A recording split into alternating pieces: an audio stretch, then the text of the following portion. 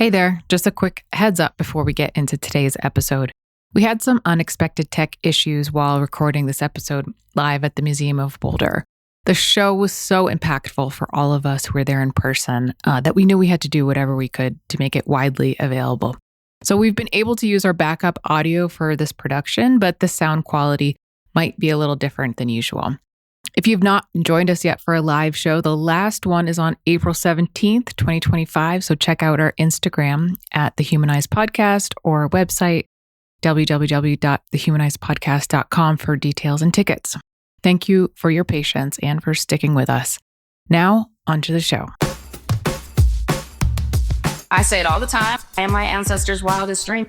Their dream wasn't just for me to hold this position. Their dream was also for me to be free. Right? And freedom includes rest, and it includes joy, and it includes all of these things that those that are currently in power would rather we don't experience. Welcome, fam. This is Courtney Russell Jr., and I'm here with my co-host, Emily Brocker. Welcome to Humanize. We are two Americans with totally different backgrounds and life experiences. We're coming together on this podcast to dive right at the heart of the three things that shut down tough conversations about race: culture, power, and ego. The stories you are about to hear are meant to humanize those deeply involved in social justice. Welcome to the work, y'all. Let's get it.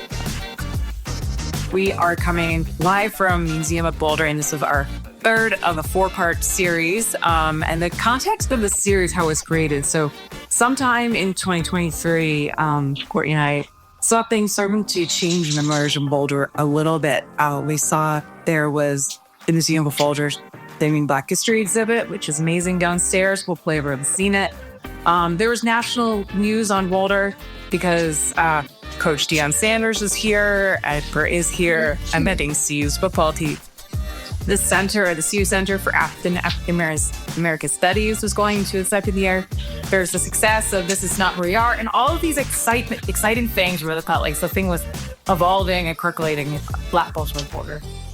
Now, April 2025, and we're in a really different moment of time. But back then, you reached out to the Museum of Boulder with the intent to explore amplifying Black culture in Boulder. What's going on? Help us understand. That's kind of an extension of the exhibit downstairs.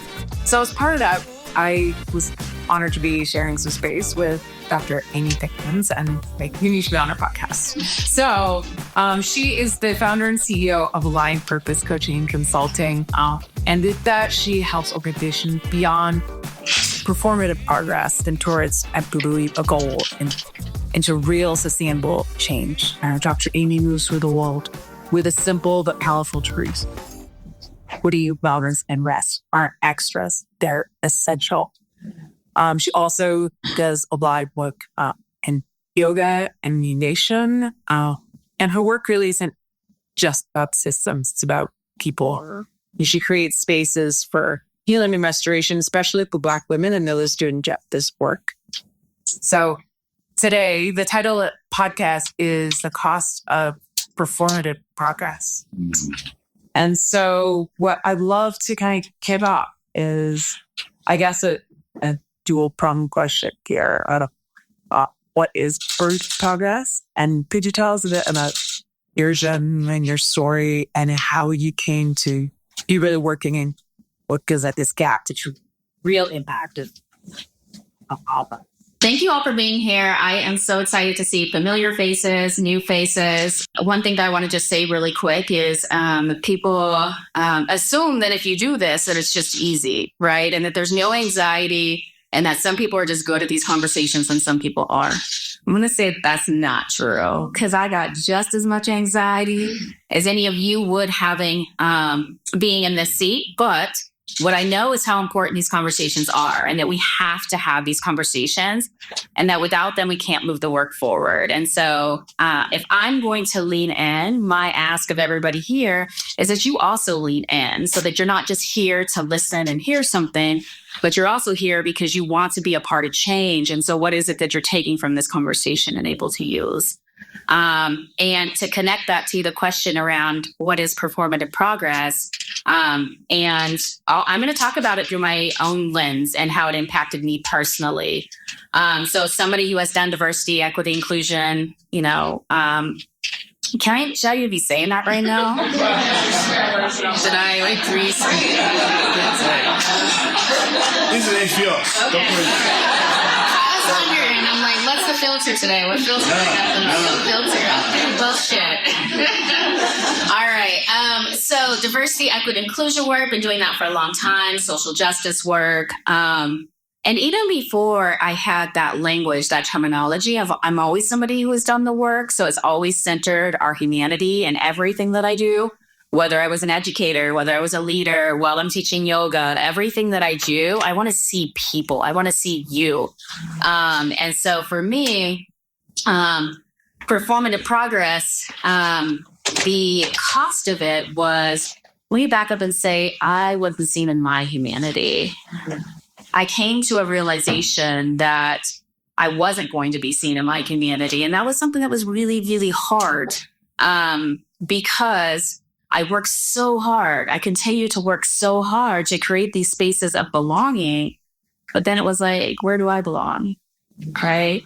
And also, when do I get to take the armor off?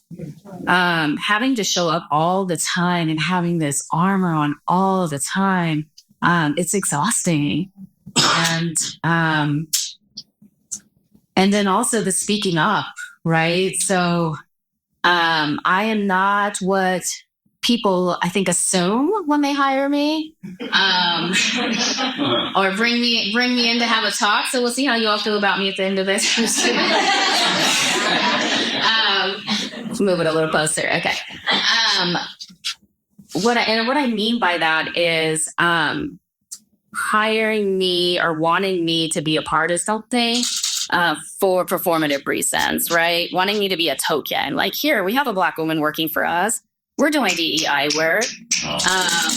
But who is doing the work, right? Who is doing the work? And as somebody who is a humanity-centered leader, and I will always be that, I will always center our humanity and the work. And I think that as a leader, when you center humanity, you're seen as not a good leader. I don't understand. I will never understand, and I will not try to understand. Yeah, absolutely. Too often when folks are in, it doesn't even have to be within the build of DEI, but when they're doing the work, we are our role, right? I'm the person that's in the role. So I'm speaking to our superintendent. Well, actually, you shouldn't do this today. We should stay away from that. Stay away from. There's no bill for this. Seriously. All right. So I'm speaking to the superintendent. I'm speaking to the president. I'm speaking to whoever it is that I'm speaking to, but I'm speaking to them as a role. That is not humanity-centered leadership, right? Humanity-centered leadership is, no, I'm talking to Carrie. No, I'm talking to Nadia. I'm talking to Anjali. I'm talking to them as a person, because it is a whole person that is showing up for the job.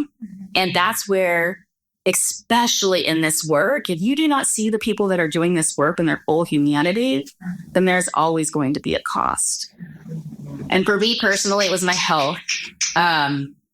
I struggled with, and continue to struggle with, hypertension, and had a pretty serious impact on my heart. The red flag was going into the doctor's office, and I'm just thinking I'm just tired. Like, I am so tired. But I go into the doctor's office, and my friend Anjali was at the appointment with me, because that's sisterhood. We show up for each other. Went in the appointment with me, and the doctor did an EKG, or the nurse did, and then went back out into the hallway, and they were talking, and I hear them say, "Do it again." And I'm like, I can say shit, right? We said shit. Okay. Please stop asking. Stop asking. I'm on this podcast with her. So, shit, you good. Okay, that's all. All right. See, I got it.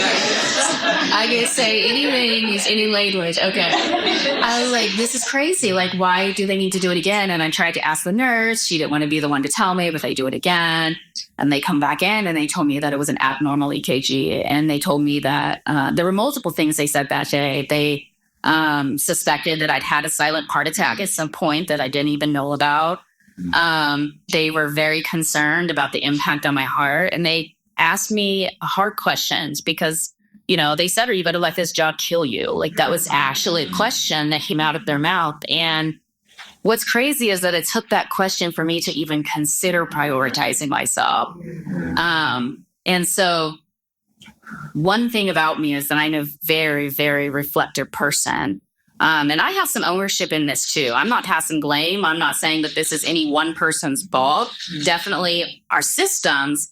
But also when you care so deeply about creating change and when your community trusts you, you're working so hard to create that change. It's so hard to put boundaries into place, right? Because when people are at a place of, I had grown Black men calling me while at work, crying, sobbing because of their experiences. And you all probably have never seen a Black man cry.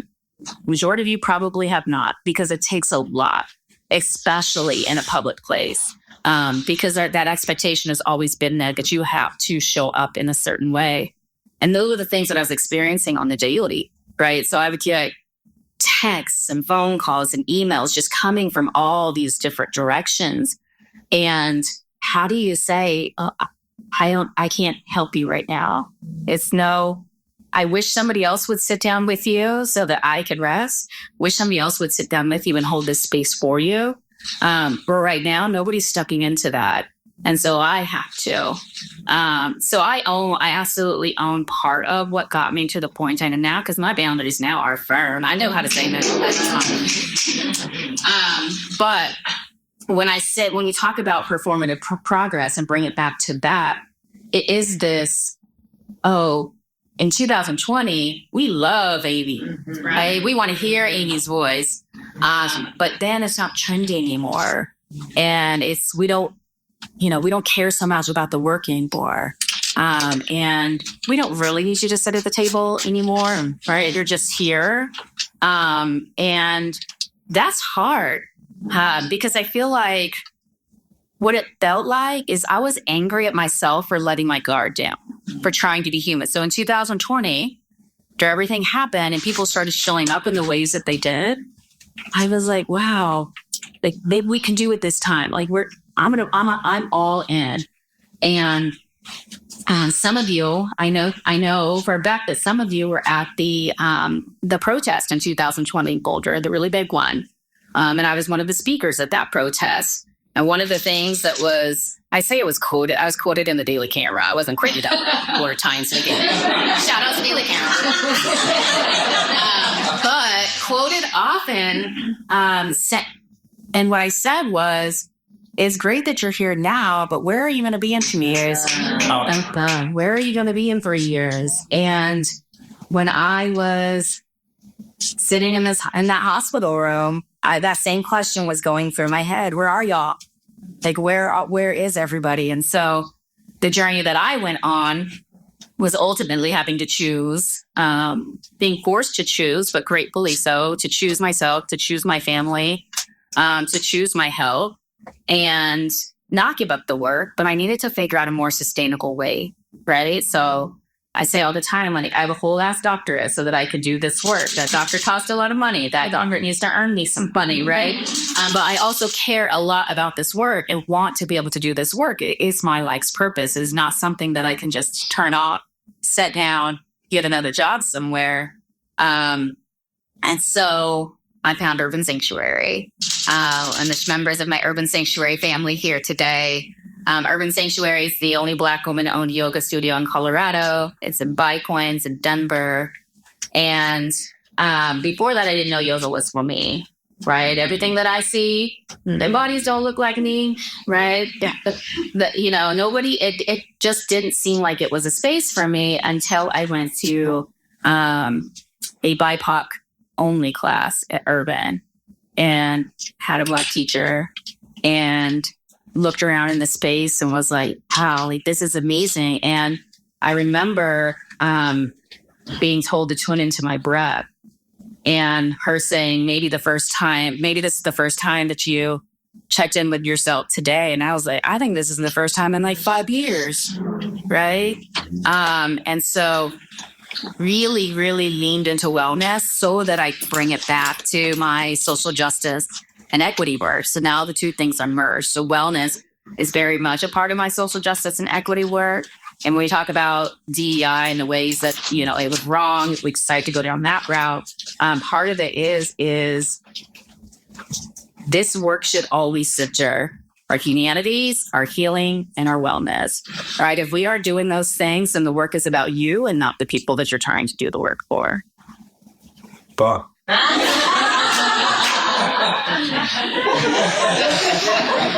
right. I like him a little bit. That should feel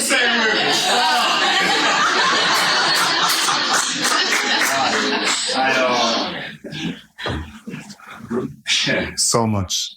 Like, growing up as Avi, you never expect to be the tier now, right?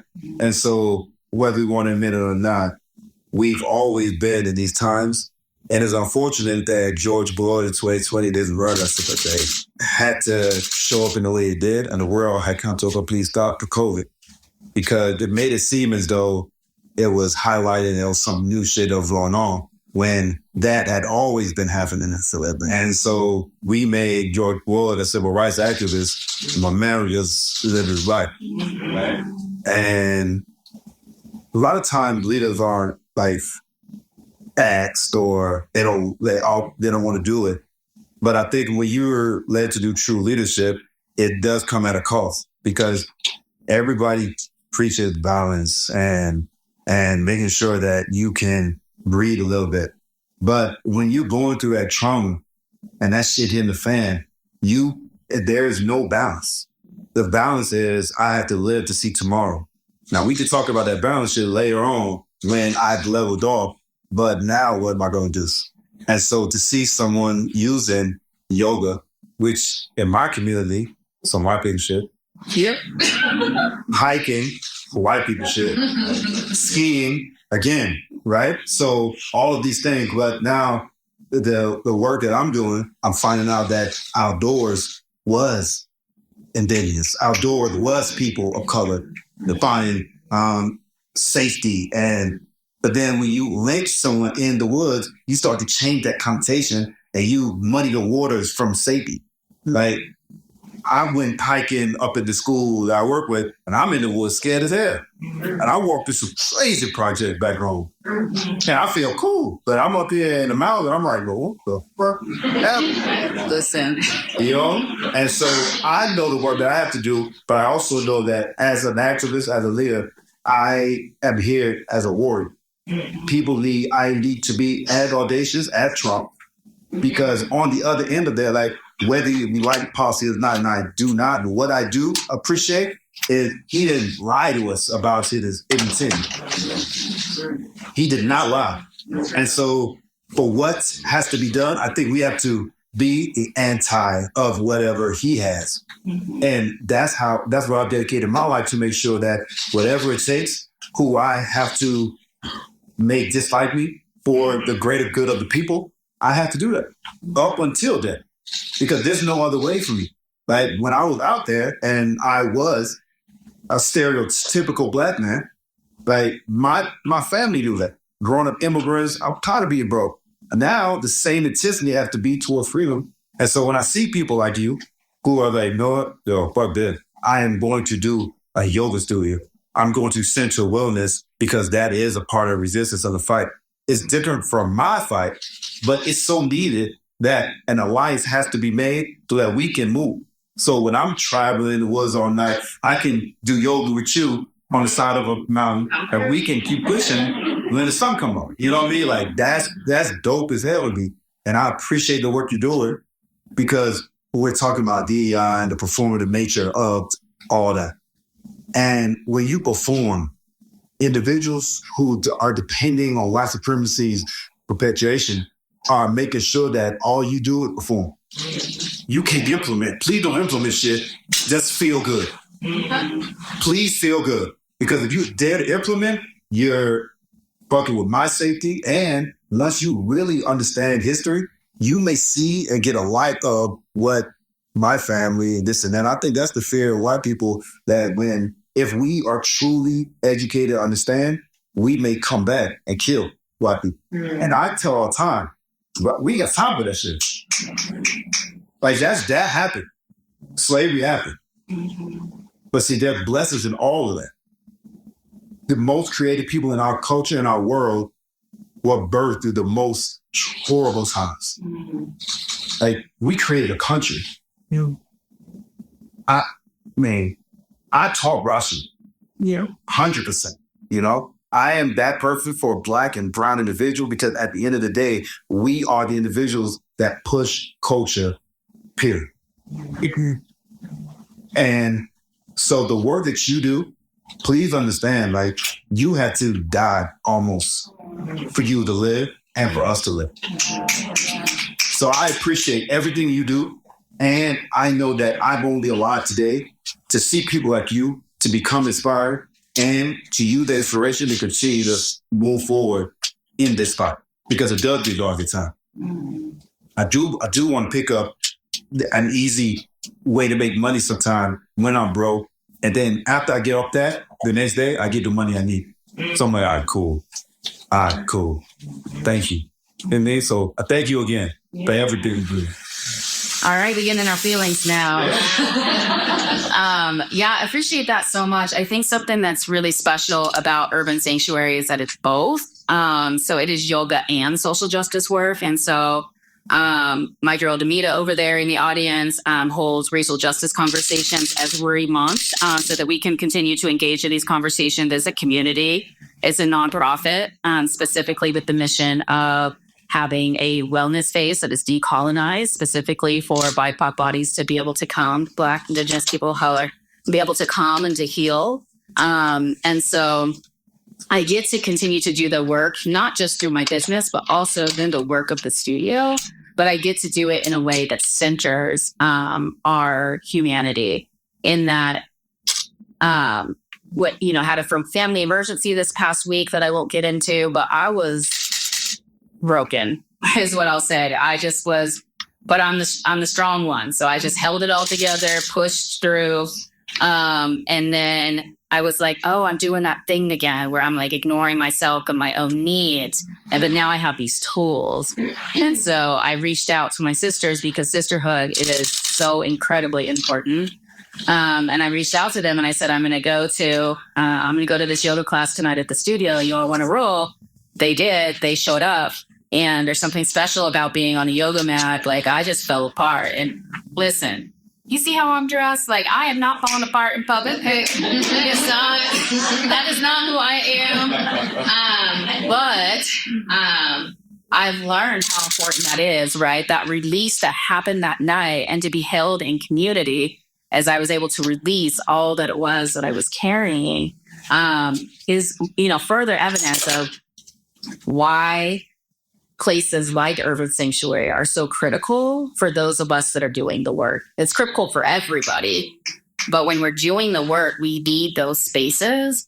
And something that we've been talking a lot about recently, and always, but going in deeper since the election, inauguration, whatever, since that man got that job. We have been talking about leaning into ancestral wisdom and ancestral ways of being, because we've been here before.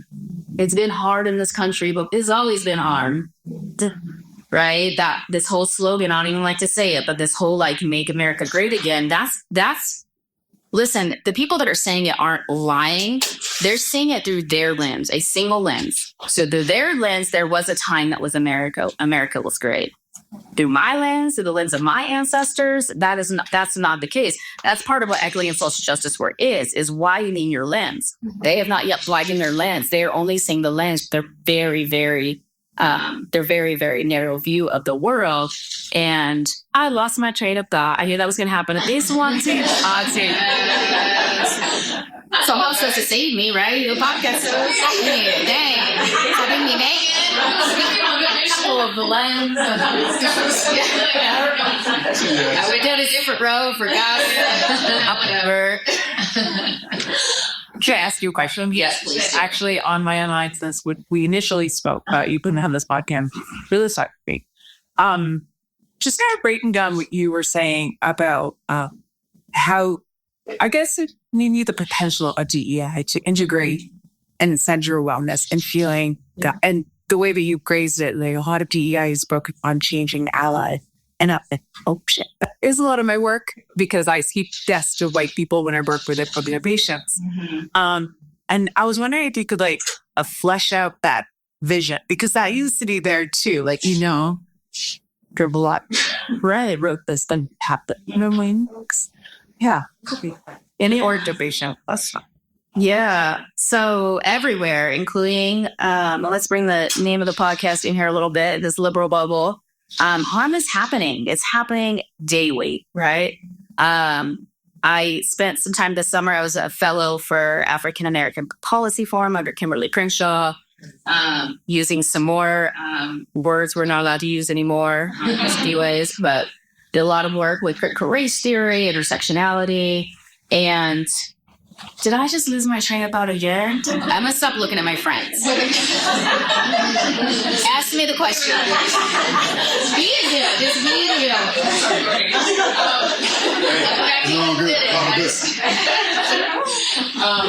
Maybe we start doing this live. But anyways, vision for what's he at. Yes. Okay. I don't know why I was going down that road, but I'll circle back to it in just a minute. My vision for the work, I think, is really around that piece of healing and wellness. So where DEI work has gone wrong in many ways, right? So that nothing exists in a binary. It's not that DEI work was all great and these people are opposed to it, and that's the only no, that's not where it is. The truth lies somewhere in the middle. In some ways, and in some of the ways that DEI work was taken up, there were lots of mistakes made, right? And some of those mistakes included, okay, so we're gonna focus on hiring. So then it was a checkbox. Okay, we have 5 people of color hired now. They hate their jobs. They don't feel like they belong, but we check the box. So we're doing DEI work, or we do DEI work through our own lens, where it's like DEI work is, well, we want all people to thrive, so we're focused on test scores, right? I'm not focused on test scores, right? The community members that I'm talking to, they're not focused on tests. That's not what they're saying they need to thrive, right? And so part of the work is that willingness to be in community with people, to have those conversations.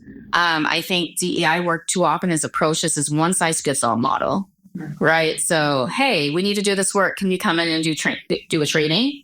And then we do the training and then it's just done. I refuse to do DEI work in that way.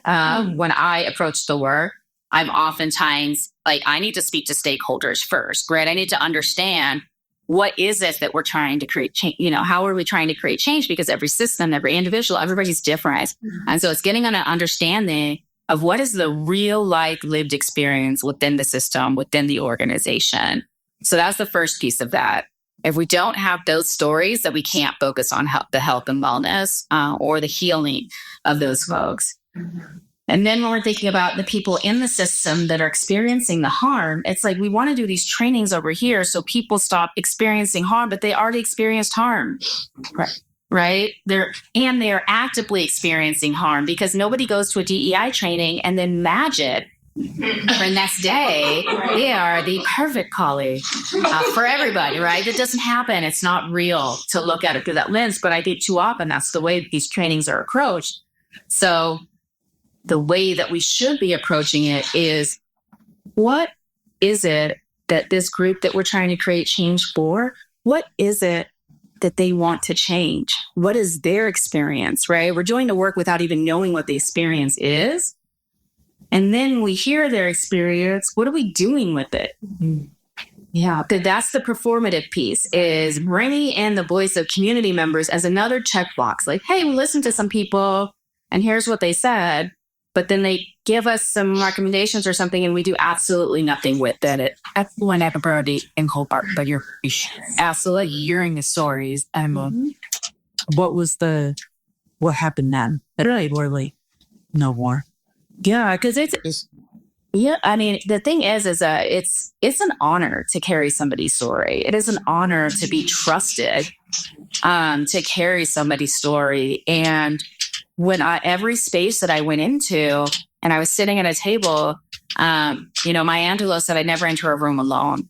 And that's how I felt, right? So not just thinking in terms of my ancestors, but it's also all of the story that I'm carrying, the people who deserve to be at this table, but aren't yet at this table.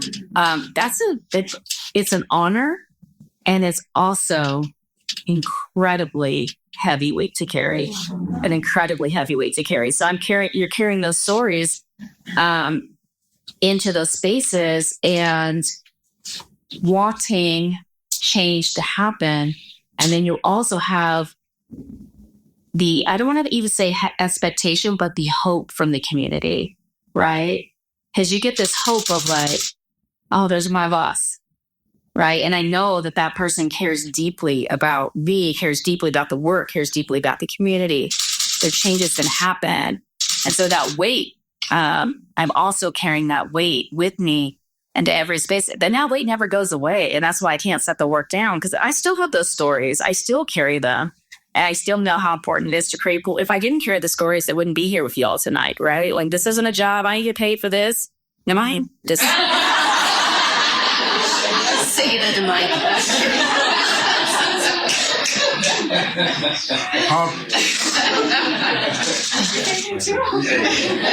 That's a good question. We're going to get back to the episode in just a moment, but we wanted to give a quick shout out to our supporters on Patreon, as well as our supporters who have bought our merch from our website. Our podcast is principally sustained and propelled by listeners like you. And we wanted to make sure you knew how to get on that train. So to support us on Patreon, please go to the Patreon page and look up the Humanize podcast. There we have some exclusive content that we haven't released to the wider public, as well as ways to engage with the community. And if you want to check out some of the Humanized merch, the t-shirts, sweatshirts, mugs, and different things, go to our website, thehumanizedpodcast.com, and select shop at the top. And all of that support that we receive financially goes directly to our amazing editing team and making sure we're bringing you the highest quality content you can get. Thank you. And let's go back to the episode. But just the more I hear you speak, it really rings true for me, because stories, I love individual stories, but I also hate when I know someone is taking a story and not respecting the weight of the story and not trying to create a change post-story. Like, why am I telling you my story? Are you reading, am I a book for you to or a movie for you to watch? And again, performing. I'm performing for you. You don't have to do equity work, but you can feel like you did because you heard a story about a black and a brown, a black on the brown. Now you say, oh my God, I just heard a story about this person and I feel bad for them. Hey, take this money and hopefully you can feel better. Hey, that's crazy. Because if you give a crackhead a whole bunch of crack and say, they don't feel good, but you're killing. Right. Like, what is the why behind you hearing my story? Is it so that you can hear my story, understand me, and then we can walk together, or you hear my story for your entertainment? I need questions. And it hurts to know this, because like when I didn't always want to be. I was ignorant. I would be the first to tell you. But when it hits you, I can't unsee it now. Right. What's fucked up is they fucked up when I started to read and I started to understand, and my world opened up, because that's part of it, the lack of. If I have a lack of information, I can make the best of my situation, right? And so now that I know, I can't sit on the shit and be like, okay, you know what? All these people's died in my past trying to find some freedom. I feel like I can be led, but now I got to go make this money. I would make money. Or I can use the same hustle and make money towards some shit that actually can matter. I think that's the legacy that I feel akin to what you're talking about. I think that's the legacy that you're trying to build when you have a yoga studio. You're still based in social justice and you're weaving in an essential thing that I'm working on, which is rest. Right? That is a powerful way for sustainability. And like, unless I begin to start to figure out a way to rest, I may not ever see the freedom that I'm fighting for. And the people that I have to fight for won't get the best of Courtney if I don't understand what is Dr. Amy talking about on that yoga shit. Like, I can't bend like that, but I can try. I'll get you there. This is the first time in 5 years I've ever heard you sound about rest. This is me. I mean, this is a breakthrough. So many. There have been so many times on the voyage and we got eating, care of yourself. No, can't rest. Because it's so important. When you're doing the shit you love to do, I can be up all night doing it. Yeah. It's like, again, the autistic side, when I really enjoy doing something, I forget to eat, I forget to sleep, I forget to really do anything. And I have to, when I do get sick, I might say, I'm done. I get a kill old. You know what I mean? But rest now, the older I get, it is important. And I think, too, that when we think about rest, we don't always look at it in the ways that we need to. We think of rest as just being sleep. And that's important, too. But rest is also like, when do I get to turn my brain off? When am I not doing the work? And also, when am I not measuring my work by how much I'm producing, right? So rest is also like pushing back. It's that resistance. It's pushing back against capitalism and saying, you know what? No, right? I'm worthy in stillness. I am worthy right here, right now, even when I'm doing absolutely nothing for anybody else. And when you're tied into this work, it ain't easy. I was about to push back. It's the hardest lesson I have ever caveat, like your boy was coming. I saw you coming for me. But it is. And that's the thing is that was part of the unlearning because that's what we've been taught, right? But when we start our education, we're taught you got to be producing. We're measured by how much we're producing in a classroom, right? You're getting grades that are based on how much work you produce. It doesn't matter if you have the knowledge most of the time. Some teachers understand that maybe you should do things a different way. But even from the time that we're in school, it's like, I could be brilliant and I could pass this test, but I didn't produce. I didn't do all those worksheets and stuff. So I'm taught that my worth is based on how much I produce. And that's preparing us for a capitalistic society. And then we get into the capitalistic society and is immediately having taught high school, it's like, you ain't even done this. You ain't even done here yet. People are already asking what you want to do next. Right. And then from there, when we introduce ourselves to each other, it's like, well, what do you do? I'm going to sit my ass down. Like, that's what I do, right? You know, and why isn't it okay to have those answers? Like, why do we always have to measure people by what it is they're doing, how much they're producing, right? What did you get done this week? And unlearning and rest and stillness, it's resistance.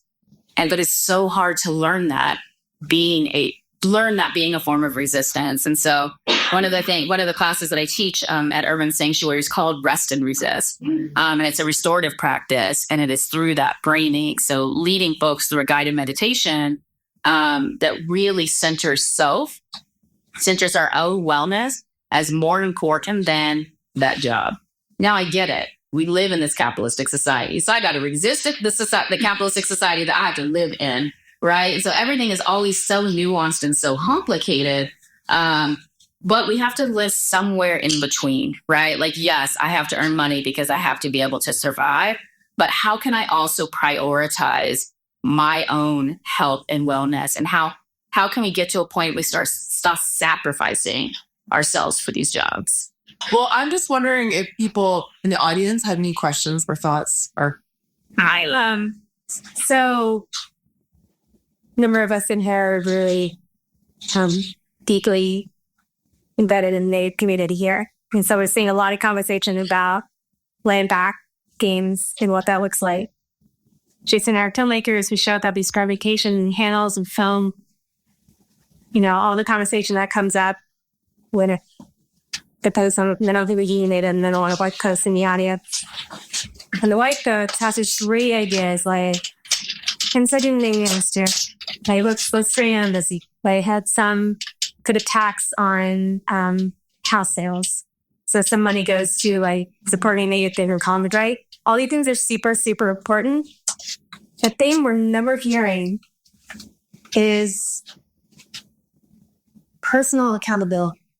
To go home and reflect on the questions, where do I come from? What is my feeling immigration story here? Even though they call them some native color on it is, right? So I'm just curious, in this work, what you're doing. And I know you're about this because we work together, but where does that personal accountability piece come in? And how you try to communicate that to the people who you're helping will change? Yeah, absolutely. Great question, and appreciate the list that you all do always. Whew. So when it comes to personal accountability, so two things that when we're doing work within systems, two things have to be happening at the same time, right? So I'm on a personal journey. Me too, as somebody who's doing the work. We always have to stay on this personal journey. And at the same time, system change is happening. So those two things have to be happening side by side. So a lot of times what folks will do is, especially after 2020, it's like, whoa, I'm woke. So now I'm going to change some systems. Hold on. You got some work to do, right? And you got some personal work to do. Now, the system change needs to happen too, because there's people that exist in those systems that do need the change to happen now. But you also have to be doing that personal work. And when I'm talking about personal work, listen, y'all, I love a book club. Okay. I like to be, well, again, when you read the book, there's got to be some action. And there are a lot of brilliant authors out there. So read. I'm not discounting that as something that is a valid part of your journey. But then it is, what am I doing with that now that I know? So yeah, that personal accountability piece is important. I always suggest to people to actually journal and write down your journey for this year. So here are the things that I did. And this journal is just for this work. And one of the things that I challenge people to do people may say, I'm not a part of something where I could create system change. Okay. Well, you're on your personal journey. Part of system change, it includes belonging, right? I have to feel, listen, there's so much research around belonging. We want folks to feel a sense of belonging so that they can thrive. And so, gosh, I can't remember the name of the author. Maybe one of you will shout it out. But where he says every day get 1% better. I'm going to say every day, can you make somebody's lived experience 1% better? Right? So think of all of the spaces that you would have it in a day, right? And how can I make somebody's experience 1% better? Because I know so many people in this room who have had horrible experiences and spaces in Boulder, right? Have had horrible experiences here. Those experiences are in the grocery store. They're in virtual meetings. They are in in-person meetings. They are in the workplace, right? They are as parents and their kids' experiences in school. They're walking through life having that extra weight of this is the experience. I don't feel a sense of belonging here. I want to stay here because something that I think is really important, you mentioned the outdoors, is we deserve to be here, right? This ain't y'all, this is ours too. And if I'm going to be here though, I want to be able to feel that sense of belonging. I talk about urban sanctuary because I spend a lot of time in 5 Points. Why? Because I feel a sense of belonging there. I'm going to go where I feel a sense of belonging. Do I want spaces like that here too? Absolutely. But it's hard to find them. Mm-hmm. And could you speak to, I think that personal caring is so, there are some people who are like, okay, but this, what do you look like? Yeah. I do think that there's a special flavor of resistance to DEI work in liberal spaces. Special, baffle, like very well articulated E-chords. I just touched that one. I was just wondering, like, what insights or tips and tricks or skills are like, how to work with someone who's like clearly getting the right answer detour and okay, how am I professionally this? How much? Yeah. I mean, I'll start by saying when I do the work, the way that I approach it is I'm planting seeds. But I may not get to see that seed ever bloom. I may not be the person to water that seed, but I'm going to plant it. So when we talk about responsibility as a Black woman, as a person of color, like I'm not taking on that responsibility. Like I'm going to, even in doing the work, like I'm here, I'm giving y'all the tools, I'm giving y'all the language, I'm sitting in community with you. Or what you do with it is up to you, right? But I planted the seed, and somebody else may come and they may water that seed, and maybe eventually that seed will grow. But for me, I feel like it's not on me. I think what you're talking about, though, is in lovely Boulder that folks believe that they have already arrived. We are already there. We are already a community that believes in equity. And so when we talk about, you'll make me laugh. When we talk about like the issues, we're talking about them like they're over there. Like those conversations are easy to have. Like, oh my gosh, I can't believe that happened. It happened there. And it's also happening here. Right. And so I think that's when you talk about the special kind of liberal, that's what we're talking about is a willingness and an ability to engage in the conversations when they're about something that doesn't directly impact me. And when it gets hard is when I have to sit with that discomfort.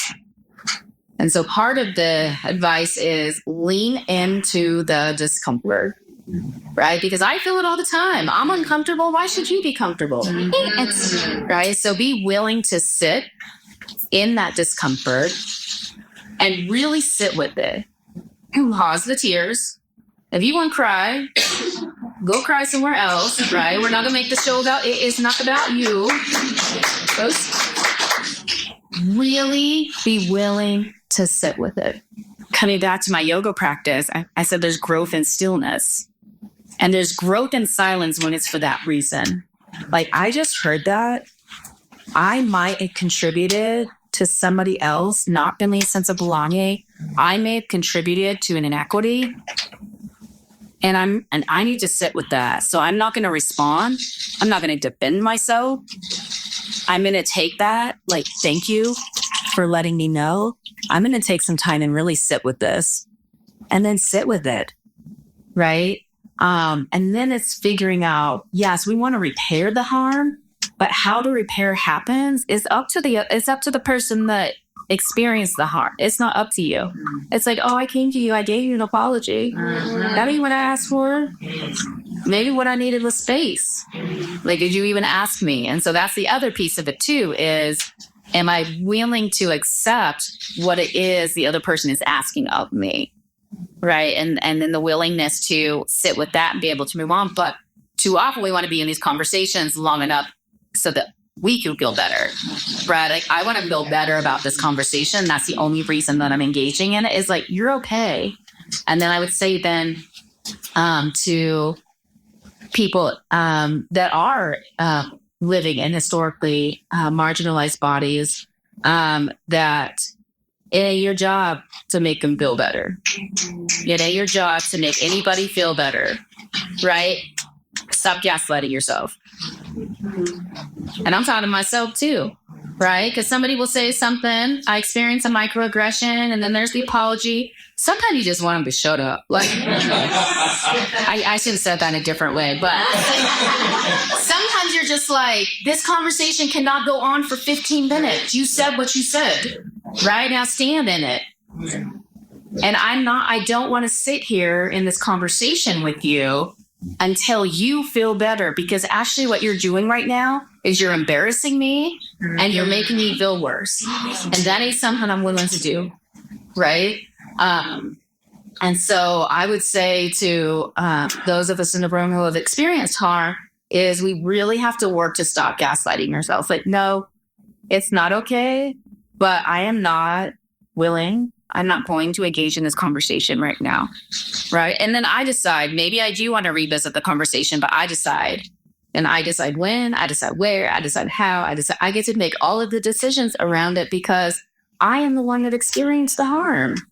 Right. And so I'm taking control of the narrative. I'm taking the narrative back, and I'm going to move it in the ways that I need to move in order to find healing. And then we come back to that piece of that's why it's so important to center healing and wellness. If you are centering healing, then you are centering the person that has been harmed. And so they are deciding, right? Because it is their healing that's important rather than you controlling the conversation. And because what happens is now I'm the angry one. Like, I tried to apologize. I tried to sit down and have a conversation. Okay, great. So I'm just supposed to forget everything happened. I'm supposed to forget that I picked up yet another scar today. Thank you. I almost said a name and I shouldn't do that. But I picked up another scar and I'm just supposed to move on because you said so. No. Like those are the things that have to stop. Like, we can't do that anymore. And that too goes into that same bucket of centering our healing and our wellness in this work. Everything you're saying to me sounds like freedom and the lack of it. Because the main thing about freedom is you have decisions. You have options. You can decide to do certain things, right? You're talking about a way of thinking. If you even look at like white kids and how they maneuver through the world, they can run around stores. Like the brown kids, we have to make sure that we don't disrupt anything because of who we are too loud. You know, it's like freedom is such a thing that people of color have not had a chance to truly access, that when we do, we feel guilty. Like, oh shit, should I be that loud? Oh, should I talk about that? Oh man, yeah, we sound loud because we've never been heard. Right? It's not a normal thing to hear a black woman talk her shit. So then she is the loud black woman because she's speaking. Right? Yeah, if you are deaf all your life and all of a sudden you can hear, everything sounds loud. A pin drop sounds loud. Right? And so at the end of the day, what are we going to do without options? Because for me, freedom should never be like something that I can choose to have. It should just be something that is. And that is the issue that I have a lot of the times, because when individuals say, yo, they weren't slaves, they were workers. Stop talking about DEI. Like, you are so free that you can change history. Sure. That's some audacious shit right there. Right? And so at the end of the day, how are we going to address that to someone who was a slave, a family of slaves, individuals who were enslaved? Like, you would tell them that they were just workers? You're a worker. Like, I'm a worker. I've worked somewhere, but I'm sure that I didn't fear for my life if I read a book. Words matter. And this is the issue that I feel that I've come up in when I was in medical school and I was in the hospital, and I'm trying to figure it out, being a first generational immigrant. Like, why is that person getting this type of care and this person is not? And when you start to see that, you're like, oh shit, how can I continue in that and be okay, making sure that, again, I protect the fragile white person, but the most vulnerable of us get the least amount of care. Yeah. I just want to come back to the being loud piece for a minute. Yeah. Because I think that I'm not going to speak for all Black women, and I'm going to speak for all Black women. Both of those things are true. Okay. Yes. So when we are loud, right, and people want us to quiet down, one of two things that's happening the majority of the time. One is, you want to hear me, right? So what I'm saying is something that is so important and that it needs to be received. So don't try to quiet it. Don't even try it, right? What I'm saying needs to be heard, and I'm going to make sure it's being heard. That's one thing. And then the other side of it is when we're experiencing joy. When we're experiencing joy. So we singing, we laughing, we be it us, we hyping each other up. It's a beautiful thing, but that's also considered being too loud. So it's also like this inability to see us experiencing joy. And that's a whole nother podcast that we need to get into. But I also think that that's part of the problem is like, what is it that you don't want to hear? It's unfamiliar. Right. And so this unfamiliar, I don't know. I have to protect myself from what I don't know. And again, we going back to slavery. I see someone who's like, he looked at him for me. Yo, nah, chain them up. I don't care to get to understand him. I don't care to get to know. Nah, his nose too big. He's good for me. He can't hear right. And so we go through history where you had whole medical journals written from the perspective of a white person. And now something simple as blood flow from my black ass skin is different from a white person. So I'm wrong. It's just the more I knew, I said, yo, I can't sit with this shit no more. I gotta use my white coat to make sure that individuals who are vulnerable, who feel as though, hey, Corey, you don't speak so much? Nah, I'm fighting for you. And you're going to see and hopefully understand, and I hope I don't, I can say I hope I don't, but if I offend you, we can talk about that later. But now I'm on this uncomfortable road to freedom. And as I learn, this flaw. I'm not saying that my situation is perfect, but what I'm not willing to do is not move. Mm-hmm. So if moving is me understanding what I did was wrong, let's talk about it. But what can happen is I can't be hurt. Right. Like, and so the rest, it has to happen. I keep going back to that because it's like, it's so important for the work that we're doing to be in collaboration and not, I'm doing this and you're doing this. Because if you go back to history, women were not centered in the civil rights movement. When they should have. Right. Right? Or the feminist movement or, right, any movement. Any movement. And so we're truly going to get to where we have to go. Everyone has to be around the table. And some people can't be looking through a window and be in the back burner because every voice has to matter on this road to freedom because we'll never be true. Right. Right. And it comes back to sitting with the discomfort, right? Because I'm just thinking back to the number of parents that were labeled angry when they came in to advocate for their child. First of all, they tried to talk to you 20,000 times prior to this so that you could do right by their child.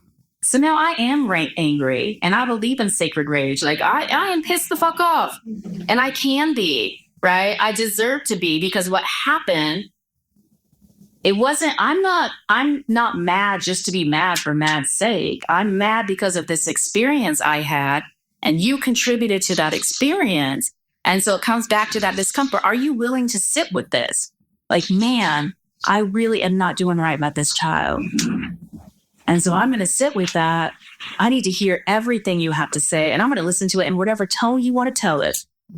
Because you deserve to be heard. And if you would have listened to her, to him, to them, when they tried to come at you at the beginning of the school year, they wouldn't have to raise their voice. They are raising their voice because you didn't hear them.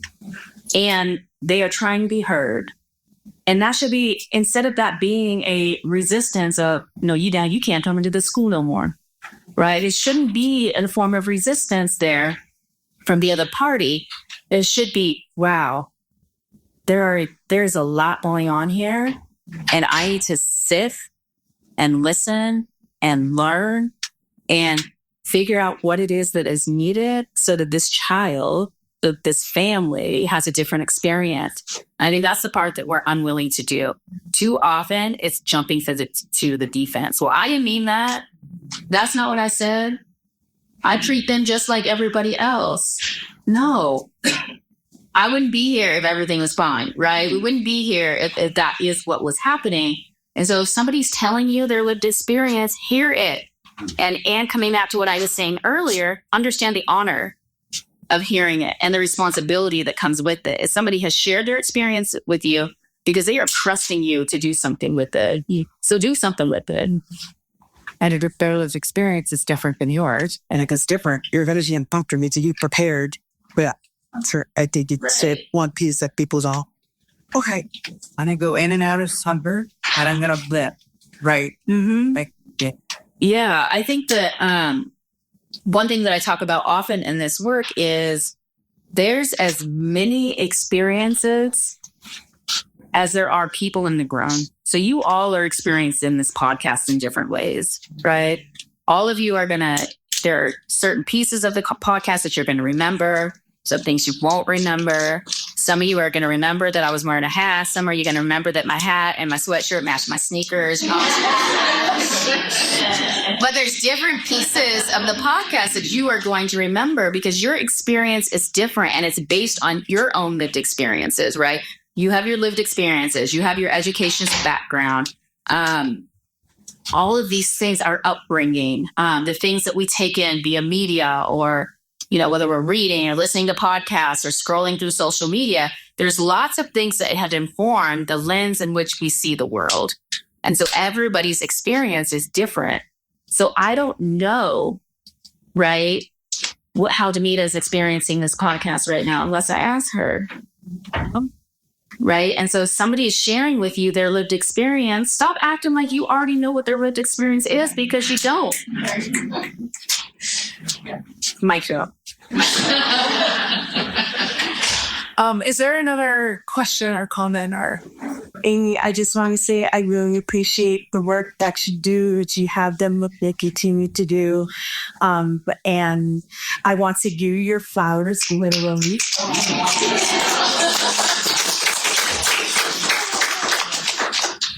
And one thing that you briefly touched on was about how you go to fly once to the urban sanctuary. And I understand it because a lot of times as an African-American woman from Boulder, I'd have found myself going done with the different things. In my 20s, I used to go every other week to get my hair. Okay, that would be fish. If I want to join a parent group, Jack and Jill is only Denver. They're not captured here. What we need here in Ober is more spaces for people to cover more spaces for Black people. And it's more spaces where people feel welcome. And that's what you said, welcoming space. It would be amazing to have a space here to do yoga and to do yoga with you in particular, just because the way you educate and the way that you articulate. I do want to say here the fabulous YouTuber, they provide people doing yoga here. It's yoga, and there's currently not a yoga instructor. I just letting you know that.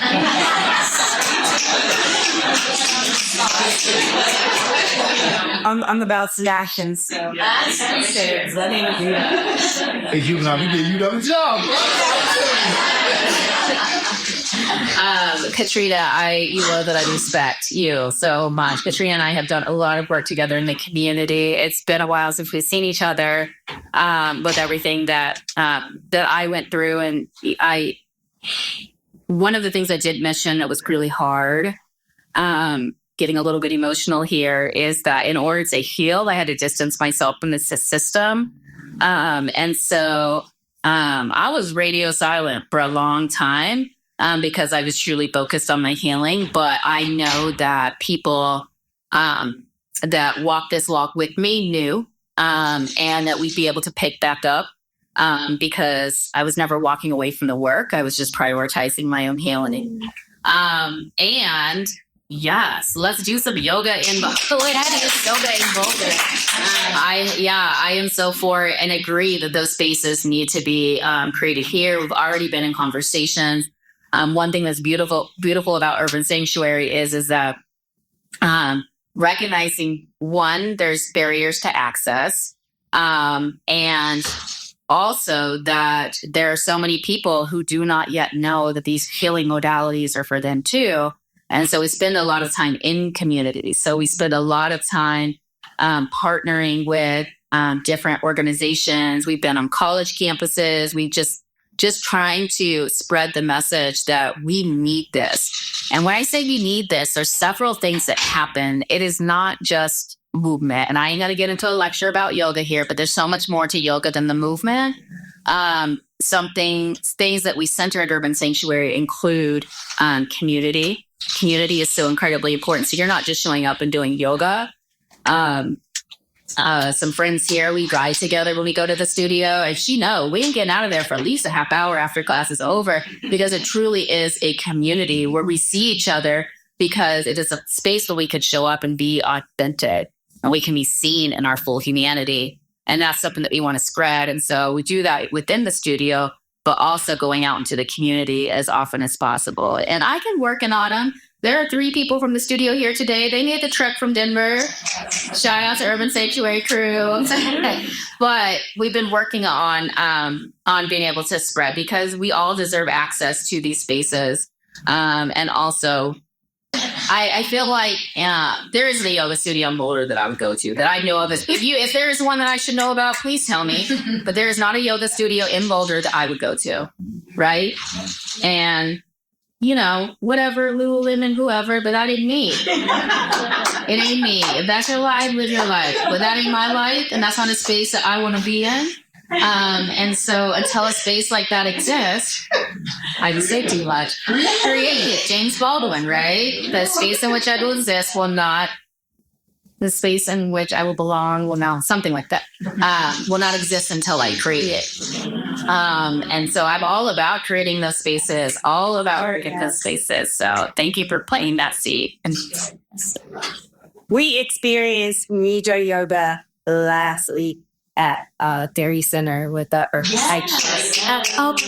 Lakeisha, right? Or Allie. No, it was Allie. That's our family. It was so wonderful. I had never heard of Nidra Yoga, and it was very guided up. You were saying about the meditative piece on yourself and feeling the ground in your heart, and it was awesome. Oh, It has been experience. Yeah, thank you for sharing that. And that's exactly what we're talking about, right? Is like, we think that this practice is for people over there, but then we experience it, right? What she's talking about, she experienced it with Allie Duncan, who's the founder of Urban Sanctuary, a Black woman. And so people showed up and learned, like, this is for me too. And this country is trying to beat us down. That's a tactic, by the way. It is not new. It is old and true, right? The goal is to make us weary. The goal is to make us tired. The goal is for us to be exhausted and to not want to fight. And they're going to win if we don't figure it well. They're going to continue to move in the direction that they want to move in if we don't find ways to rest, right? To care for self. And I think that it's so important. Yes, like, we can do these practices. The pandemic showed us we can do all of these things virtual. There's something so beautiful about doing it in community. Like, it's unmatched. It really is unmatched. We regulate each other. We see each other resting. And it's like, oh, if she can do it, I can do it too. And how beautiful that is to be able to do that in community. I had an event, I can't keep track of time anymore, but it was probably about a month ago, and it was just for Black women and girls at Urban Sanctuary. And there were 26 Black women in the room. We had a sound bath, seeing. It was called, because I like to be creative, so it looked like Moo-Moos and Bonus is what I told everybody earlier. Because I'm that person. Like, we're going to rest, all right? I want to see you in your bonnet and your moo-moo. I wore my grandma's, which was something that was really special to me, because I know, coming back to that piece around health, the things that I'm struggling with ultimately took my grandma's life. She didn't have the opportunity to rest. She didn't have the opportunity to be introduced to these practices. I do. So there's a huge responsibility that comes with that, to Because when we decide to heal, we heal our lineage. So when I rest with my grandma, I rest with my daughter, I rest for future generations. And that's something that's really, really important too, is I think too often we forget what those who came before us went through and what they didn't have and what they didn't have access to. So remembering when we talk about rest as resistance, right? If we go back to the time she was speaking about slavery, if you were resting, you were resisting because that's not what they wanted you to do. They didn't want you to lay your ass down anywhere, right? And so when we're resisting through rest, we're doing it for ourselves and for our ancestors. And there's so much power in that, but we have to reframe it because right now we're all looking at it through the lens of capitalism, which is I ain't doing enough. But when we look at it through the lens of my own lineage, and I owe this. I say it all the time. A lot of people say it all the time. I am my ancestors' wildest dream. Their dream wasn't just for me to hold this position or just my education. Their dream was also for me to be free, right? And freedom includes rest, and it includes joy, and it includes all of these things that those that are currently in power would rather we don't experience.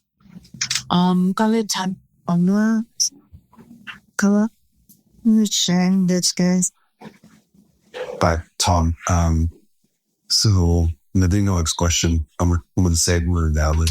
So I just came back to Powell in Denver, and what's wonderful about Powell is that it's 1,000 people in the room was like 100 white faces, and so like it's nice to come from the land of Boulder where we do radical colleges, and then they're like, I'm glad to be side of the band. I refuse you land of local. Like no, we're just rather than that.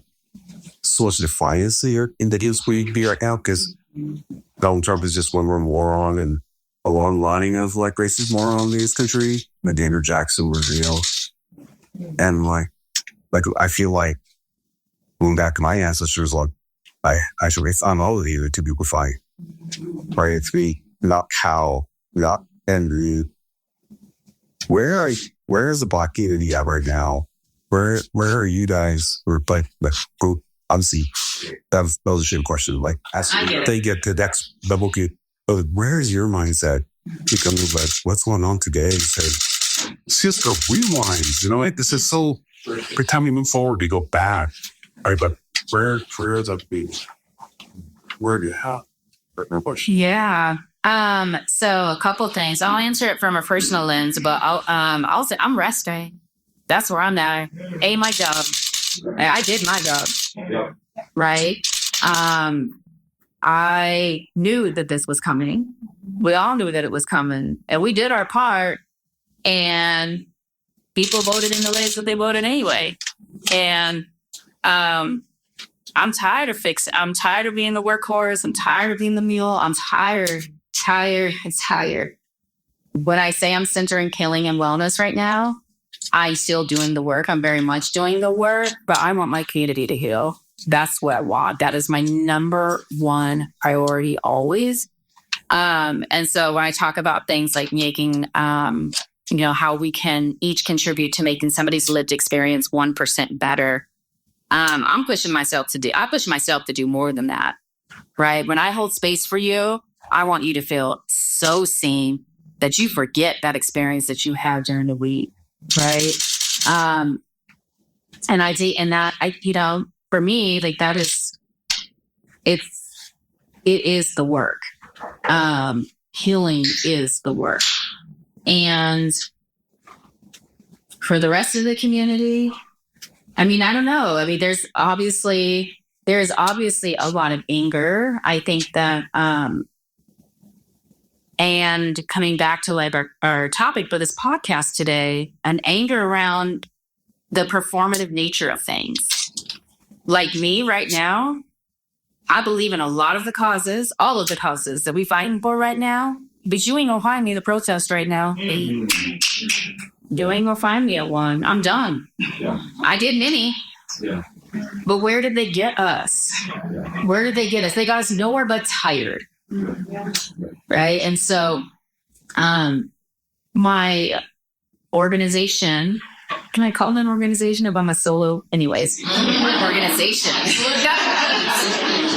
my business, Align Purpose, it is, first of all, the name of that business came from a couple things. One is my husband and I have the same initials, got married less than 2 years ago, and our initials are AP. So we're the APs, and Align Purpose. Isn't that cute? But then also, I am only doing the work when it aligns with my purpose. So I am not doing the work. I'm not doing performative work. So I will sit down and I will have a conversation with you. And if you're doing the work, that you're about that work, I am all in. I am 10 toes down. I will stand with you and I will do the work. But we're gonna have that conversation first, so I can make sure that you're really about it. Because if you're not about it, then I'm gonna be over there resting. I'm not in a space, and I'm not the person that I was 4 years ago. I'm not the person that I was 5 years ago, or was like, yeah, I'm gonna show up, I'm gonna do it, I'm gonna create this change. I'm still about it, right? And I don't give a damn what they call it. We are battling the wrong things. I don't care if you call it DEI.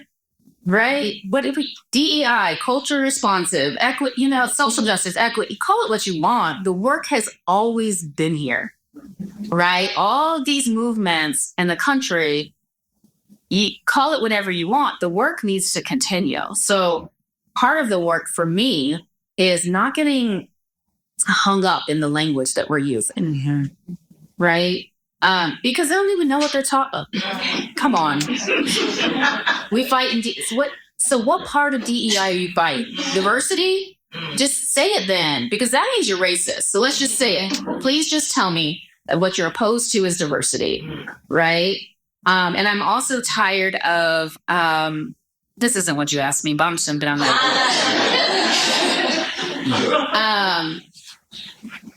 I'm also tired of DEI. The attack on DEI is an attack on Black and brown bodies, period. Right? So the advances that were made since 2020, this is history, right? So they're pushing that against it with every tool that they have. And so to convince people that they should care, then it's like, well, DEI includes you. DEI includes people that are disabled, it includes veterans, it includes all of these folks.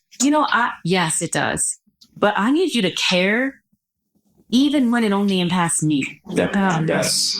Right? And that's part of Kimberly Crenshaw's work and critical race theory, is that the only time you care about this work is when there's an interest convergence, right? When I care about it too. And so now the work is I'm supposed to convince you to care about the work.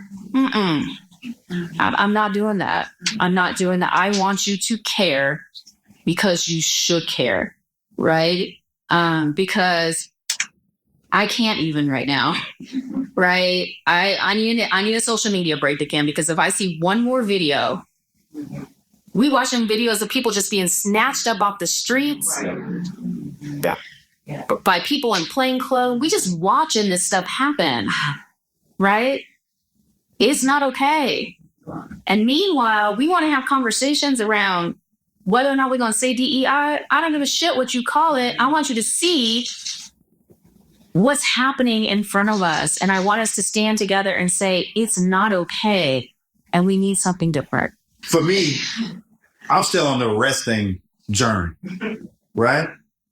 But I'm the person that this visionary talks to who isn't resting, that is like, okay, I need your help. And then you will see that I'm about that work.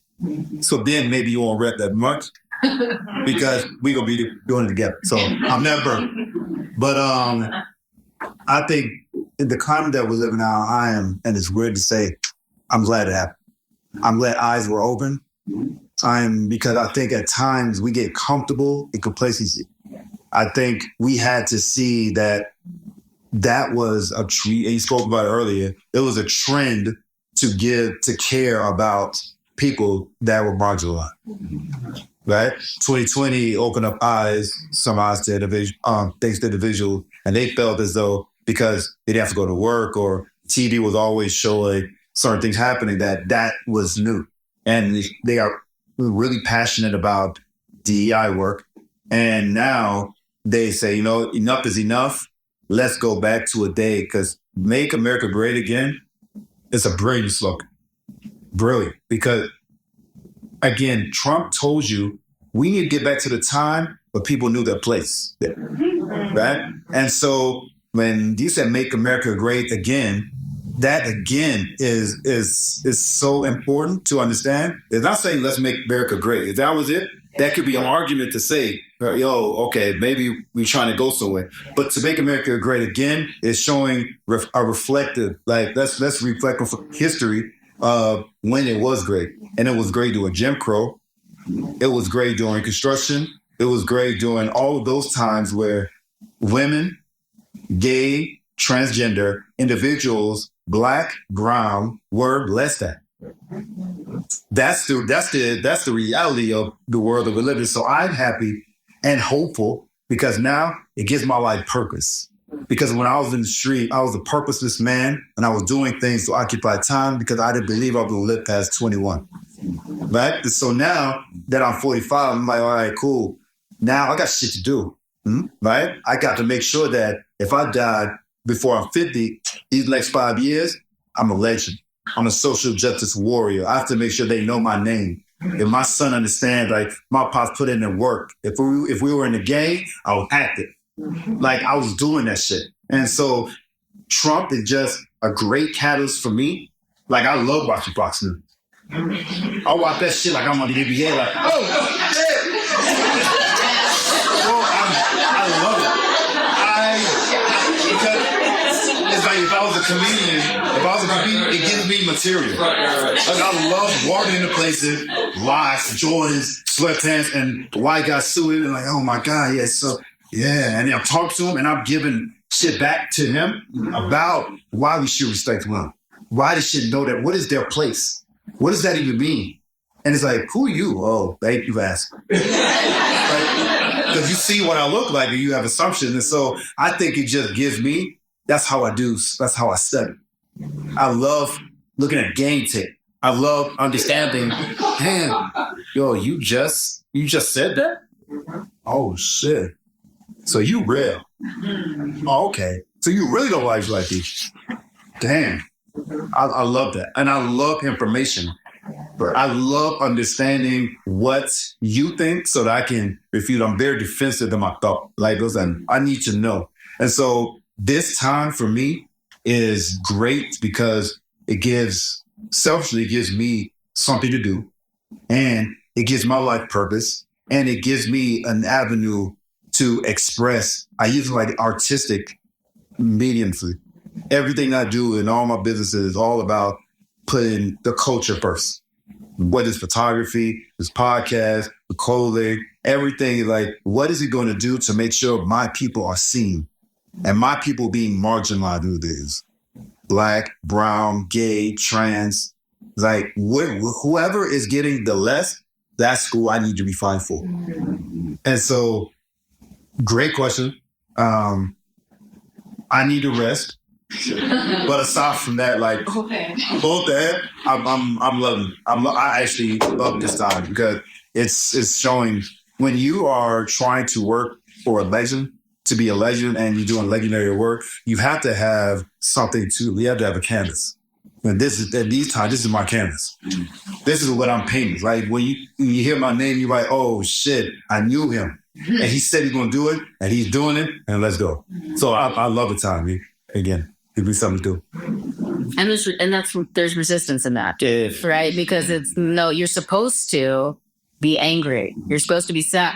And the thing is that kept bringing that back to healing is the disproportionate health outcomes in our communities is from all this trauma that we carry in our bodies, right? And so having an outlet for it is so incredibly important. And one of those outlets is experiencing joy and being able to remain hopeful, right? And so all of those things that you talked about are, in fact, resistance. And I think too often we think about resistance as, I got to be angry, I got to be in these streets, I got to do all these things. Like, no, right? And also, at some point, we got to talk about, were you watching this box? Not while you're resting, not right before you're resting. Right before I go to bed. How's it breathing? Right in bed, pajamas on. I can't. We're going to have some interventions. Yes.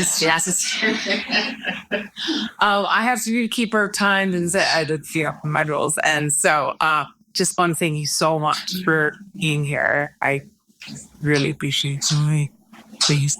Thank you so much. Thank you to our audience for being here as well. Thank you, Museum of Boulder, for hosting. Yeah.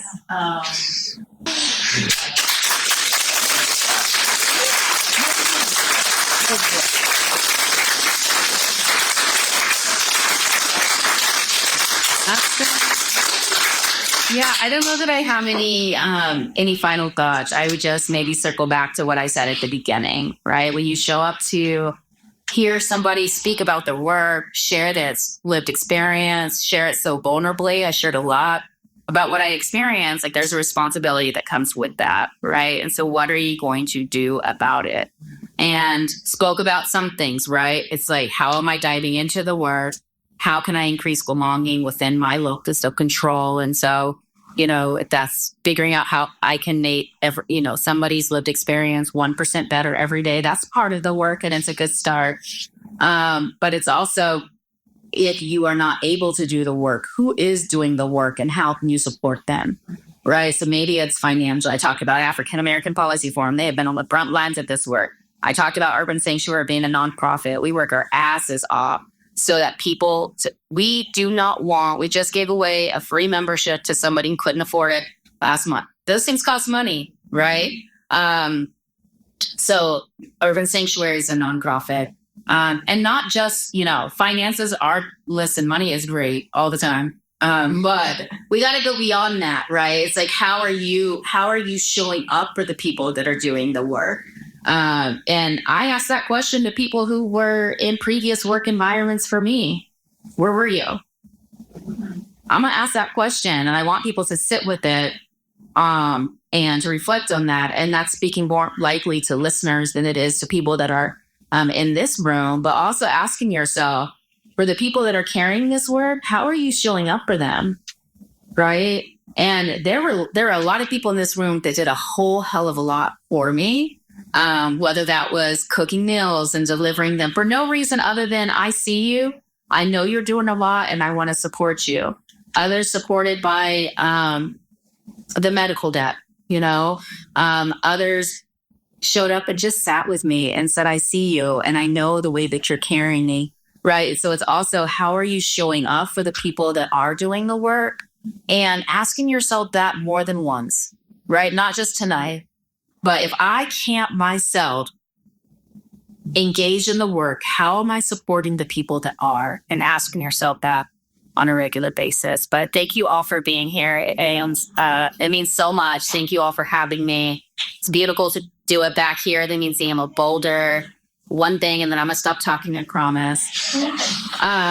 I just want to share an experience with the Museum of Boulder. So the Proclaiming Colorado Black History exhibit downstairs, Emily had invited myself and a former colleague to be a part. Yes, sorry, Emily, and the museum invited me to be a part of that. And so got to actually put together one of the exhibits down there. There's a picture of me and some students down there. And museums is a space that I didn't grow up going to museums. That wasn't something that I did. And I didn't feel like, and so then it didn't become a part of my adult culture either, right? They just were spaces where I felt like I belong. And so to walk into the museum and be a part of creating the exhibit, but also I had no idea my picture was in that exhibit. And I got to do that with students, Black students from the school district. Katrina's also in the photo.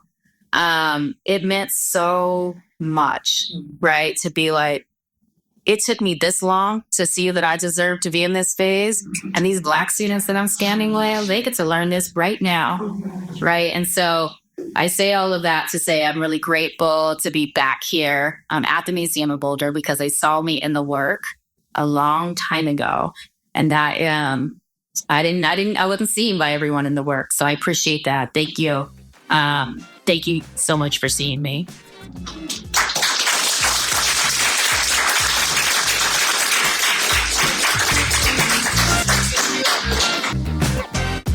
Thanks for joining us on this episode of Humanize. Please remember to like and subscribe to our podcast so you don't miss an episode. Join us on Instagram or Facebook to continue this conversation at the Humanize Podcast. Let us know if you want to learn more about the professional trainings we offer. And of course, tune in next time as we continue the work.